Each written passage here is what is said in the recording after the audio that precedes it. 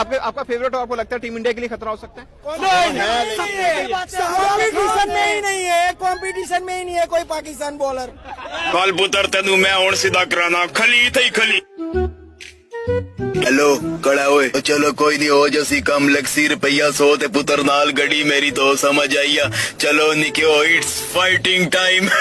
खोलो बुआ ओए कड़ा कड़ा मेरा पुत्र 10 कड़ा इधर कड़ा बदमाशी मचाना चढ़ा। उस्ताद जी वो सामने जड़ा मोरा ना उसने अंदर ही गोर मोरा है, फिर उसने अंदर ही गोर मोरा है, उसने अंदर वो छोरा है जिसमें पकड़ के पिटोरा है।